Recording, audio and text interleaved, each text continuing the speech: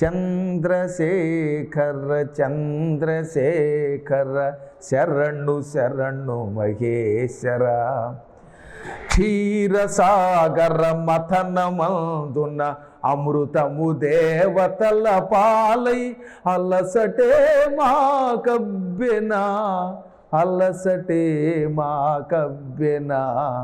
స్వామి, మేము ఆ అపకారం చేసాం, పాలసముద్రం చిలికాం, నువ్వంటే విషం తాగి కంఠంలో పెట్టుకున్నావు మహానుభావుడివి.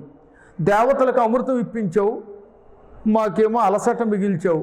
అందుకే మేము రాక్షసులను దేవతలతో యుద్ధం చేశాం. రాక్షసులు దుర్మార్గులు కాబట్టి వాళ్ళని చంపావు. నువ్వు ఇచ్చిన మంత్రంతో బతికించాను. ఇప్పుడు నన్ను మింగావు. నీ భక్తుణ్ణి, నన్నేం చేయిస్తావు, నన్నేం మింగగలవు? నేను నీ కడుపులోకి వెళ్ళినా డైజెషన్ అవ్వను, జీర్ణం అవ్వను అని లోపలికి వెళ్ళి చంద్రశేఖర అన్నాడు. ఈయన జాలిపడిపోయాడు.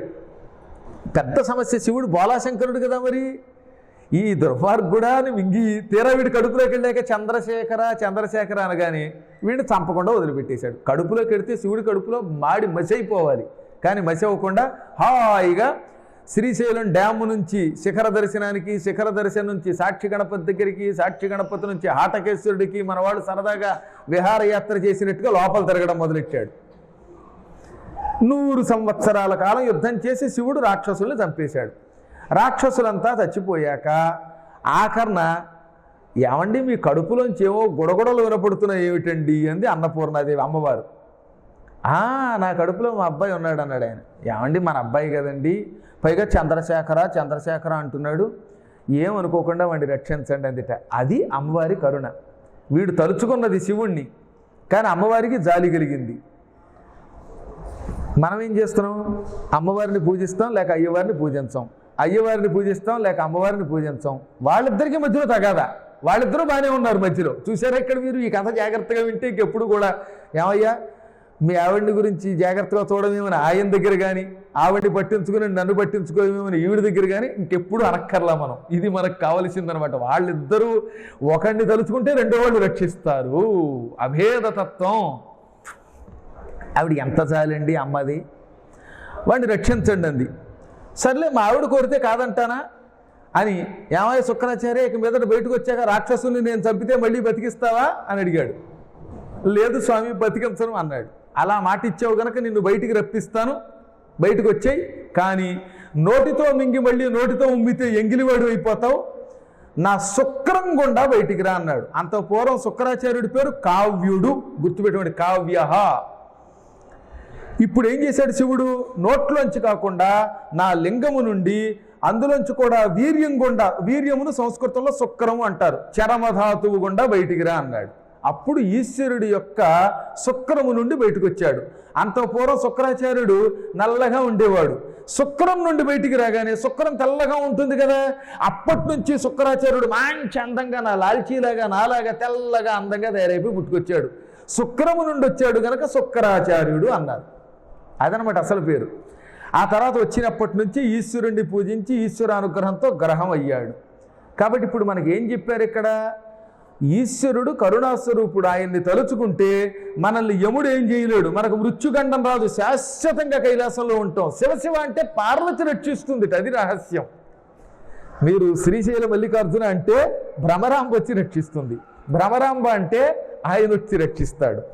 ఈ విధముగా మరణకాలంలో శ్రీశైలాన్ని తలుచుకున్న, ఈశ్వరుణ్ణి తలుచుకున్న మనకి పొరపాటును కూడా యమకింకర దర్శనం అవ్వదు. ఇక యముడి దర్శనం ఎవరికి అవుతుంది?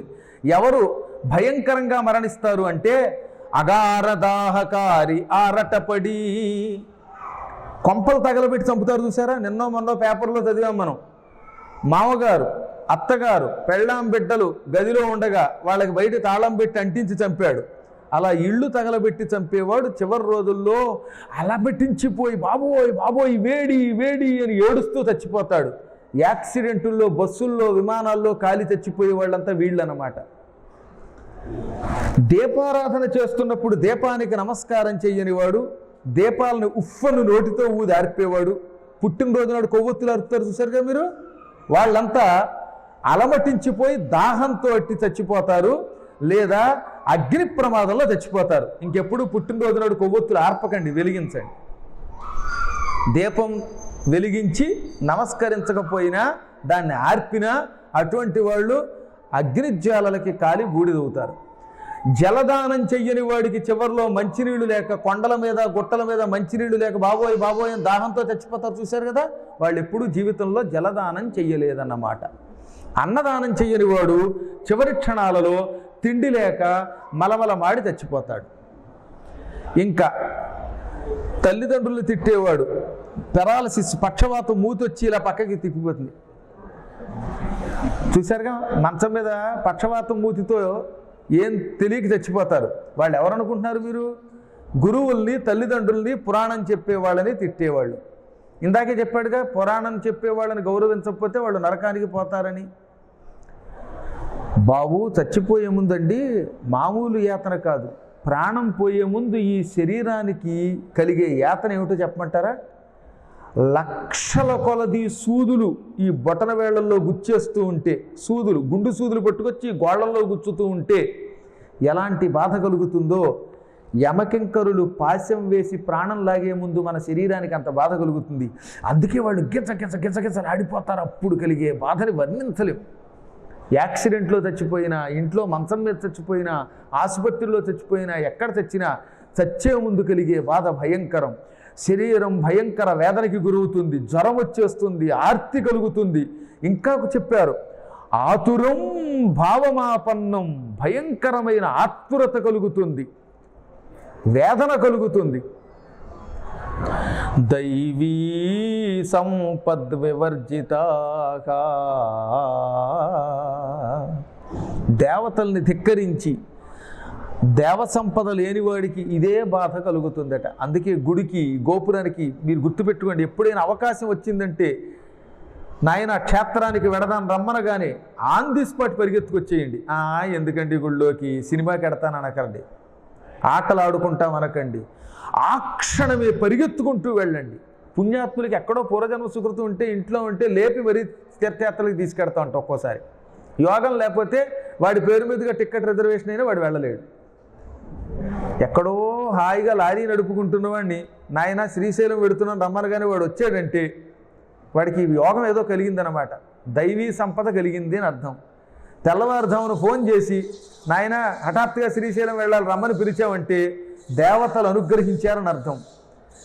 దేవతలు అనుగ్రహించకపోతే కాశీ వెళ్ళడానికి రిజర్వేషన్ చేయించుకుంటాడు, చివరి క్షణంలో వాడి కర్మ కలుగుతుంది, రిజర్వేషన్ టికెట్ క్యాన్సిల్ అంటాడు.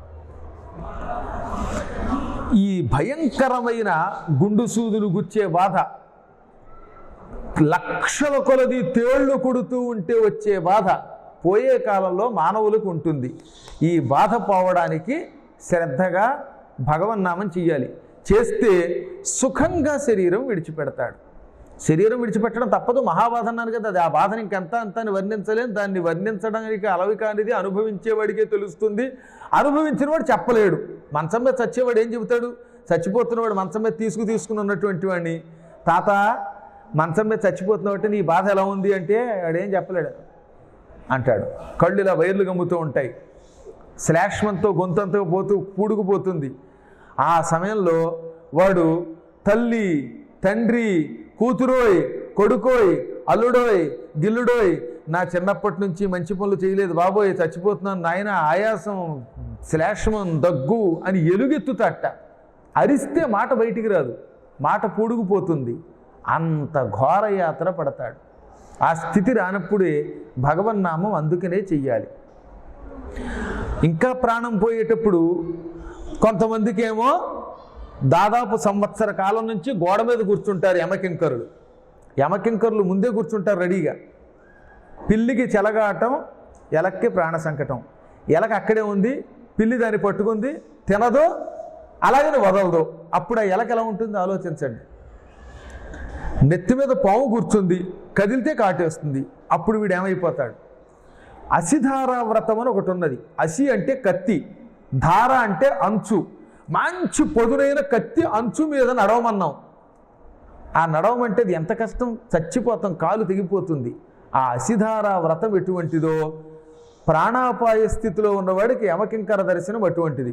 యమకింకర్లు గోడ మీద కూర్చుని రోజు కనపడతారట. అందుకే భయపడిపోతూ ఉంటారు కొంతమంది. కోమాలోకి వెళ్ళిపోయిన వాళ్ళు చూడండి, ఇళ్ళలో ఉలిక్కి పడతారు. మంచం మీద ఉలిక్కి పడతారు.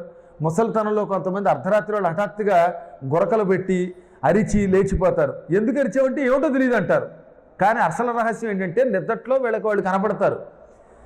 ఏమోయ్ నీకు ఆయువు తీరిపోయింది, ఇంకా 3 days, ఇంకా 2 days, ఇంకా 24 hours, ఇంకా గంట, ఇంకా సెకను అని చెబుతారు వాళ్ళు అలారం పెట్టి ఎదురుగుండా. ఇంకెక్కడ వీడు ఏమైపోతాడనమాట, బాబోయ్ బాబోయ్ అని వణికిపోతాడు. ఆ విషయం బయటికి చెప్పలేడు. అదనమాట నరకయాతన, ప్రాణాపాయ స్థితి అంటే.